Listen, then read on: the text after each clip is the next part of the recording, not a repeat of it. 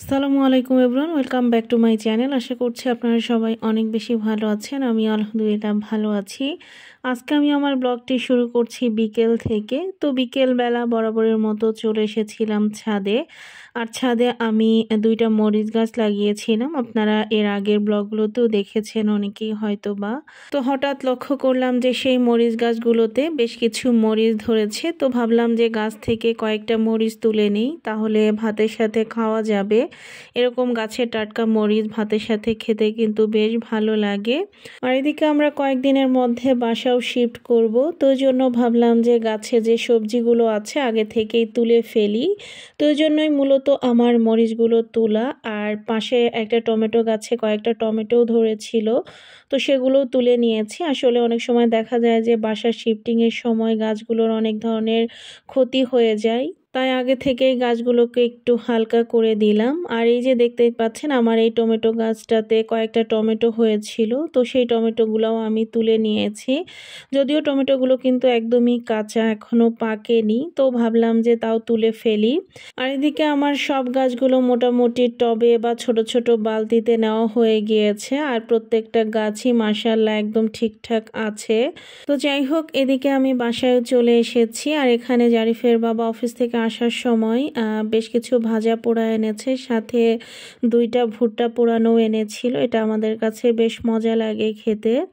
আর এটা হচ্ছে গিয়ে তারপরের দিন সকালবেলা। আজকে জারিফের বাবা ছুটি ছিল, কোনো একটা সরকারি ছুটি ছিল আজকে, আমার আসলে মনে নাই এই মুহূর্তে।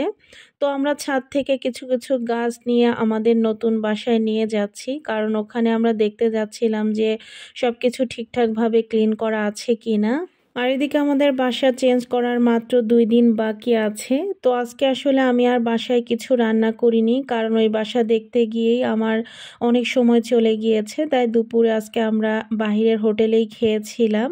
তো ওখানে জারিফের বাবা খাইয়ে দিচ্ছিল। আর এখন হচ্ছে গিয়ে রাতের বেলা, যেহেতু আজকে সারাদিন আমি কিছু রান্না করিনি, তো রাতে আমরা চিতই পিঠা খেয়েছিলাম।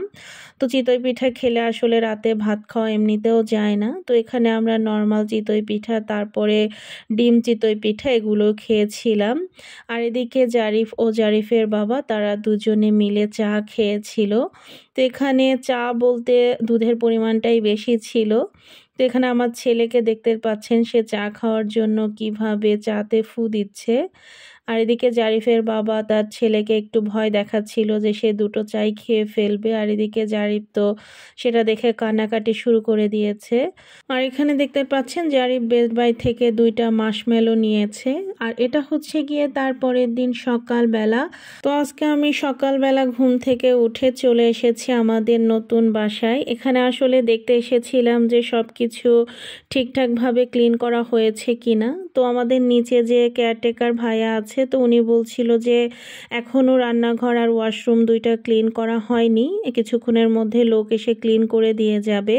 আর এদিকে আমি ভাবছিলাম যে খালি বাসাটা আপনাদেরকে এক নজরে একটু দেখিয়ে দিই। খালি বাসার হোম ট্যুর বলতে পারেন। তো মেন গেট থেকে ঢুকে এখানে আমার ডাইনিং স্পেস, তো ডাইনিং স্পেসের পাশেই রান্নাঘর, সাথে রান্নাঘরের সামনে একটু জায়গা আছে, ফ্রিজ রাখার স্পেস আর কি বলতে পারেন।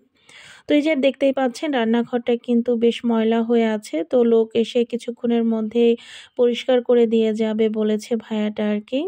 আর এখন যে রুমটা দেখতে পাচ্ছেন এটা হচ্ছে গিয়ে আমাদের মাস্টার বেডরুম। বেডরুম দুইটাই খুব বেশি বড় না, মোটামুটি বড়, সাথে অ্যাটাচ বাথরুম এটা। আর এদিকে যে বাথরুমটা দেখতে পাচ্ছেন এটা হচ্ছে গিয়ে কমন। আর এটা হচ্ছে গিয়ে আমার মাস্টার বেডরুমের সাথে বেলকনিটা। তো বেলকনিটা মাশাআল্লাহ মোটামুটি বেশ বড়। তো এখন আমি আমার বেডরুম থেকে চাইল্ড বেডরুমে চলে এসেছি। এটা আমাদের সেকেন্ড বেডরুম আর কি। তো এই বেডরুমটাও মোটামুটি বড় ছিল, খুব বেশি বড় না আর কি। এর সাথেও একটা বেলকনিটা খুব বেশি চওড়া না হলেও লম্বা আছে। আর এটা হচ্ছে আমাদের পিছনের ভিউটা আর কি। তো আমাদের এই বাসাটা হচ্ছে গিয়ে দক্ষিণ থেকে উত্তর দিকে লম্বা টাইপের ফ্ল্যাট আর কি। আর এখন আমরা চলে এসেছি ছাদে।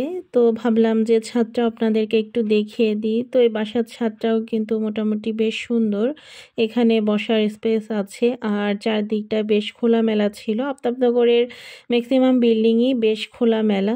তো এখানে নিচের দিকেও একটু অংশ আছে ছাদের, আর উপরের অংশটাই বেশি বড়। তো আপনাদেরকে একটু ছাদটাও দেখিয়ে দিলাম।